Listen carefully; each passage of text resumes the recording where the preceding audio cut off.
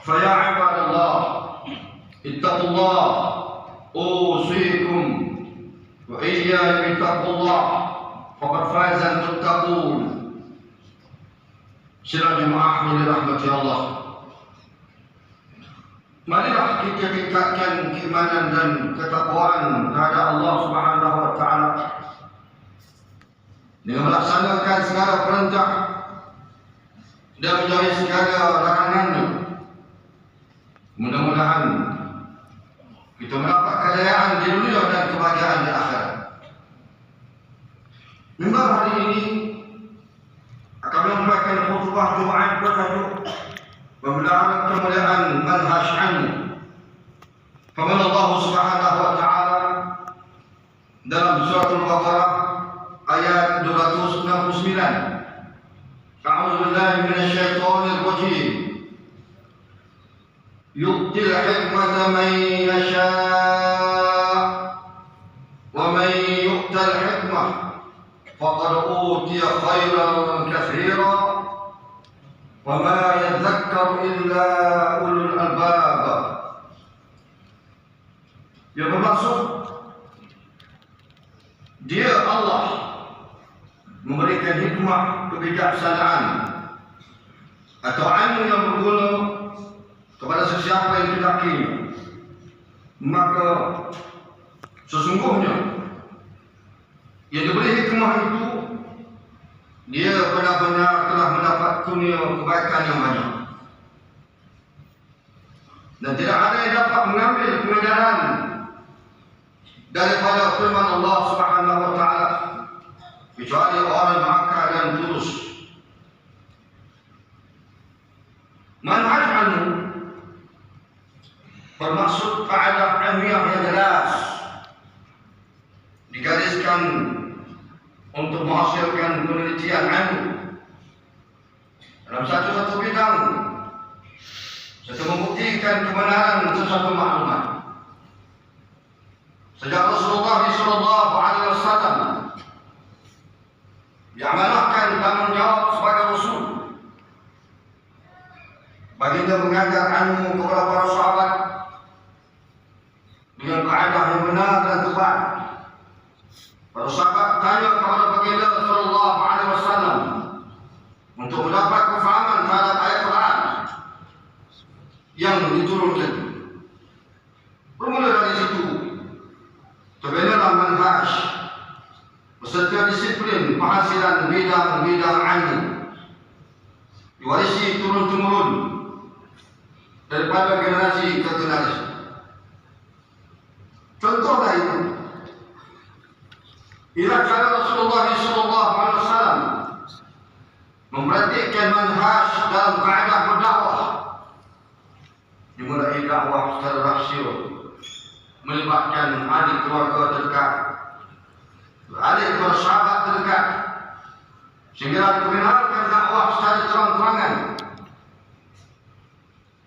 Setelah baginda SAW berjaya membina kekuatan bersama sebilangan pengikut, dan sudah tentu segala perkara yang dilakukan jika menuruti manhaj atau disiplin ilmu yang benar pasti membawa kejayaan dalam usaha mengembangkan syiar Islam.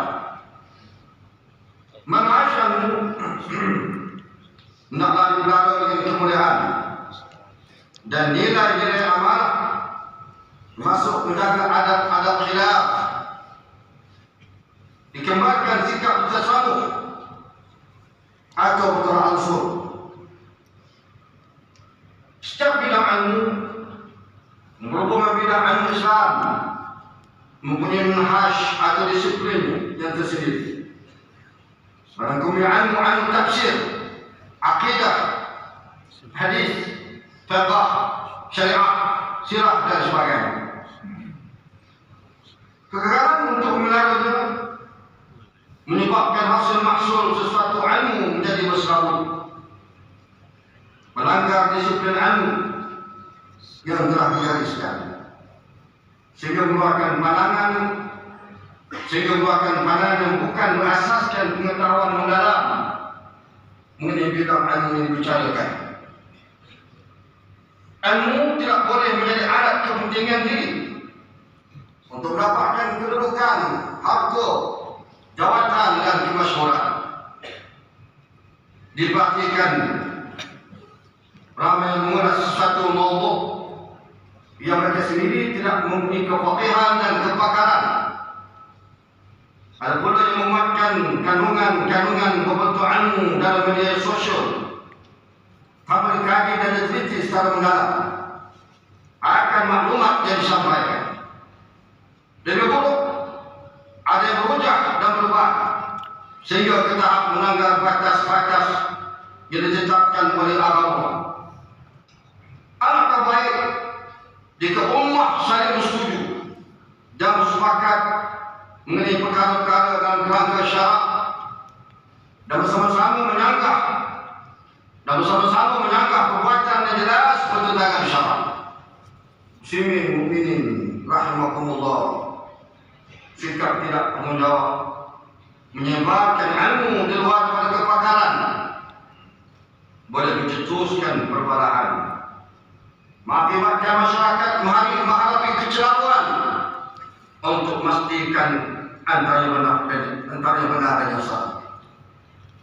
Dibimbangkan jika keadaan ini berterusan akan menyebabkan mereka yang ingin mempelajari ilmu di peringkat permulaan akan patah hati dan hilang minat kerana keliru untuk memilih antara yang benar dan yang salah.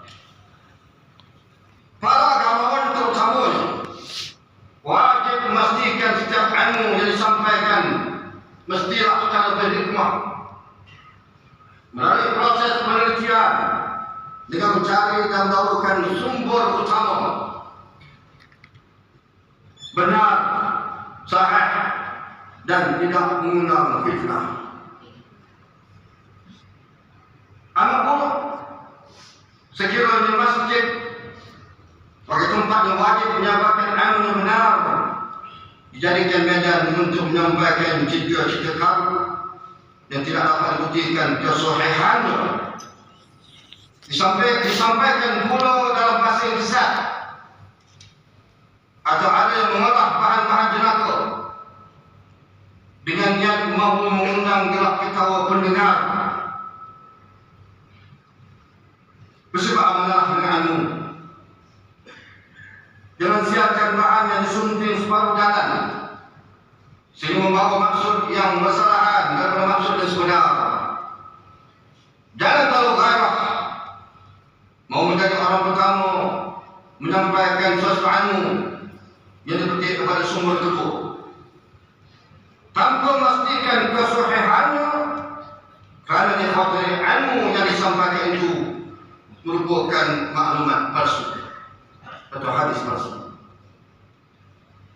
Perlu difahami tujuan menuntut ilmu adalah untuk mengetahui kebenaran supaya dapat memahami perintah dan larangan Allah agar memperoleh kebaikan dunia dan akhirat. Dikhawatiri ummah boleh terkesung fahaman dan tergelincir akidah. Jika ilmu disampaikan tanpa mengutamakan disiplin disebabkan sikap belum-belum ingin menjadi populer atau mendapat ramai peminat dengan cara menunjukkan kehandalan diri, hendaklah dijadikan pedoman amalan tegas Rasulullah SAW terhadap mereka yang memperdagangkan ilmu sebagai bahan dagangan atau mainan. Berpandukan sabda Nabi SAW dalam hadis sahih, "Man talaba al-'ilma liyujariya bihi al-ulama aw liyumariya bihi as-sufaha aw yasifa bihi wujuh an-nas ilayhi adkhalahu Allah an-nar." Atau kama qala. Yang bermaksud, siapa yang menuntut ilmu agama untuk menyanyi ulama atau membahas dengan orang jahil atau supaya ilmu tersebut wajah orang ramai terkumpul ke kepadanya, maka Allah masukkan dia ke dalam neraka. Hadis riwayat Imam Tirmizi. Sahabat muslimin, alhamdulillah, demi mengawal dan menghindari daripada berlakunya sebaran da'aya atau di'ayat yang menyeleweng dan menyesatkan. Ada penting untuk berpakaian agama menggunakan syarat-syarat yang ketat. Syarat mana-mana pihak yang ingin mengajar ilmu agama dengan diwajibkan mereka mengambil peperiksaan untuk menentukan kira-kira mereka diberikan tanya mengajar. Simin yang dirahmati Allah, mimbar menasihatkan ummah pada perkara-perkara berikut. Pertama, tanpa ilmu ummah akan ada dalam kegelapan. Mungkin tersesat perjalanan ketika memahami kehidupan dunia, mengakibatkan kesesaraan terhadap dunia akhirat. Yang kedua, menuntut, mengkaji, mengajar dan menyebarkan ilmu ialah ibadah dan dapat dilakukan dengan keikhlasan dan ketakwaan, bertujuan untuk mengenali kebesaran Allah Subhanahu wa taala agar ummah memperoleh kebaikan dan manfaat di dunia ini serta turut dilimpahi ganjaran di akhirat kelak. Yang ketiga, baginda Rasulullah SAW memperingatkan pada siapa yang menjadikan ilmu sebagai alat untuk memperoleh habuan dan kepentingan dunia, mereka tidak akan mendapat bau syurga pada hari kiamat. Sampai ke ilmu dengan tujuan mendapat keredaan ilahi. InsyaAllah ilmu akan menjadi amal penyambung pahala walaupun telah berada di alam barzakh. Yang keempat, ilmu yang diwarisi oleh Rasulullah SAW mempunyai manhaj yang perlu diikuti. Sikap tidak beramanah dengan ilmu yang disampaikan akan memberikan kesan buruk bukan sekadar kepada diri sendiri, malah lebih buruk kepada ummah keseluruhannya. Dalam menjadi penyebab kepada perpecahan ummah melalui penyampaian ilmu dan ajaran menyimpang daripada ayat Islam yang sebenar. InsyaAllah akan balasan buruk di sisi Allah Subhanahu wa taala kepada mereka yang menjadikan pencetus perselisihan hingga mengakibatkan ummah berpecah. Barakallahu li wa lakum bil Qur'anil azim wa nafa'ani wa iyyakum bima fihi min al-ayati wa dzikril hakim wa taqabbal minni wa minkum tilawah innahu huwas sami'ul 'alim. Aqulu qawli hadha astaghfirullahal 'azim li wa lakum wa lisa'iril muslimin wal muslimat wal mu'minin wal mu'minat فيفوز المستغفرين ويا نجاة التائبين. أشهد أن لا إله إلا الله وحده لا شريك له وأشهد أن سيدنا محمدا عبده ورسوله. اللهم صل وسلم على سيدنا محمد وعلى آله وأصحابه أجمعين. أما بعد فيا عباد الله اتقوا الله وكونوا مع الصادقين. Muslimin mukminin yang dirahmati Allah, mimbar menyeru para jemaah agar tetap berpegang teguh pada akidah Islamiyah, berteraskan ahli sunnah wal jamaah yang menjadi warisan Rasulullah SAW, para sahabat dan tabi'in, dan mengikutinya dari kalangan Asy'ariyah Maturidiyah. Jagalah hubungan dengan Allah Subhanahu wa taala dan sesama manusia, makmurkan rumah Allah dan istiqamah mengerjakan ibadah, terutama salat fardu berjemaah. Berbanyakkan salawat dan salam ke atas junjungan besar Muhammad sallallahu alaihi wasallam. Innallaha wa malaikatahu yusalluna 'alan nabiy ya ayyuhalladzina amanu sallu 'alaihi wa sallimu taslima. Allahumma shalli 'ala Muhammad wa 'ala ali Muhammad kama shallaita 'ala Ibrahim wa 'ala ali Ibrahim wa barik 'ala Muhammad وعلى آل محمد كما باركت على إبراهيم وعلى آل إبراهيم في العالمين إنك حميد مجيد. اللهم اغفر للمسلمين والمسلمات والمؤمنين والمؤمنات واصلح قلوبهم واجعل في قلوبهم الإيمان والحكمة وثبتهم على ملة رسولك صلى الله عليه وسلم.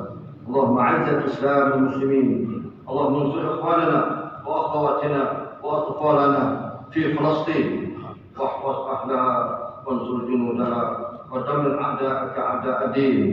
حسبنا الله ونعم الوكيل، نعم المولى ونعم النصير يا رب العالمين.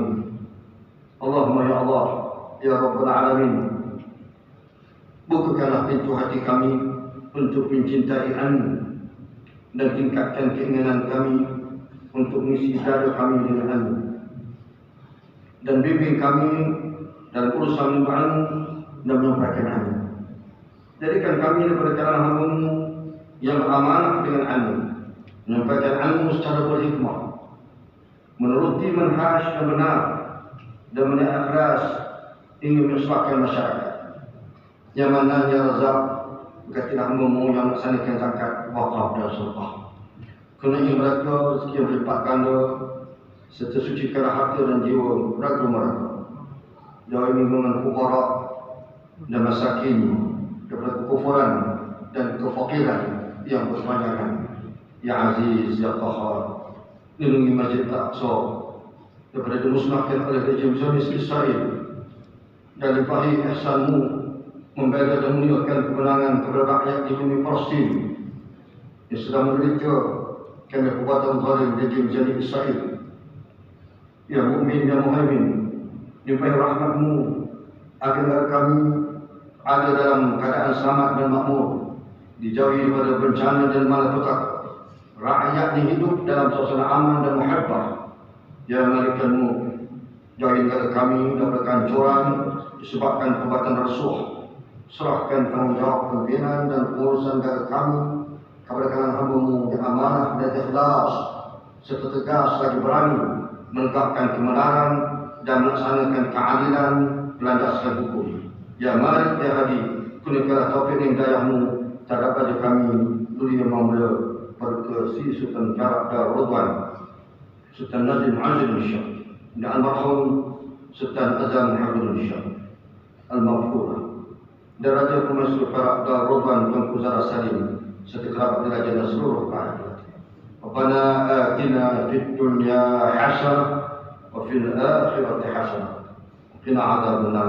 Ibadallah, innallaha ya'muru bil 'adli wal ihsan wa ita'i dzil qurba wa yanha 'anil fahsya'i wal munkari wal baghi